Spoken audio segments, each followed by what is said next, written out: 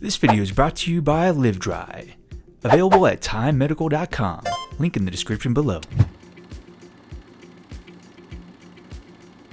A couple weeks ago, I started writing a blog post on the cost of adult diapers per month. At first, I was going through all of the most popular products, all of the best products that I know of, and breaking down the price mathematically by cost per diaper and doing these averages, asking people how many diapers they use per day, doing a whole bunch of math and trying to figure it out that way. Honestly, that was a little bit boring for me, and it would be for you as a viewer and maybe even as a reader of this blog post. I really wanted to do this topic for this week's video, so I decided to just ask you guys. I was kind of kicking myself in the butt afterwards thinking, why didn't I just ask that to begin with? So I got a couple different polls running on Twitter and on YouTube. Here are the current results as of this time. The YouTube one will still be open and available, so if you want to go and add your vote to the poll later on, feel free to do so. It looks like on average, the bulk results of both polls show that about 60 to 70% of us spend about $100 to $200 a month on our products. Personally, I average about $220 a month. Usually I spend about $180 on a case of Confidry and a case of booster pads, but it does get a little bit higher when you add in the cost of powder and wipes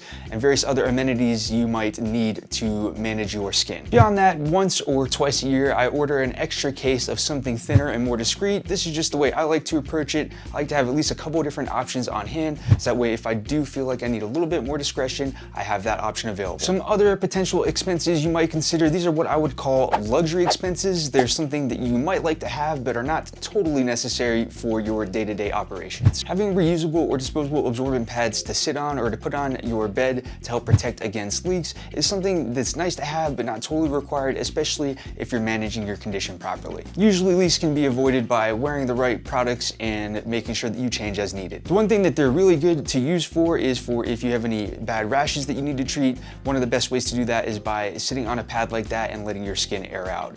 For more tips on avoiding diaper rashes, I do have another video on that, so be sure to check that out. Another type of luxury item that some people like to have but isn't really totally necessary is plastic pants. These can be useful for containing any leaks that might occur, and some people say they're even useful for containing the smells of bowel accidents. Speaking of bowel accidents, another useful thing to have but isn't a total necessary requirement is adult diaper pails or even diaper sacks. Of course, many people are familiar with these already, but they're obviously used to help contain the smells that might emit from having used diapers in your house. And of course, for those who are still self-conscious about scents, there are things like candles and air fresheners that they might be interested in purchasing as well. Pretty soon in some future videos, we'll be covering ways to help save and reduce costs, and one of those methods we're going to be looking at that may have a lot of potential is the LivDry two-piece system. If you're not familiar with that product, we did a review on it last week, so if you want to learn more about that, check out that video next.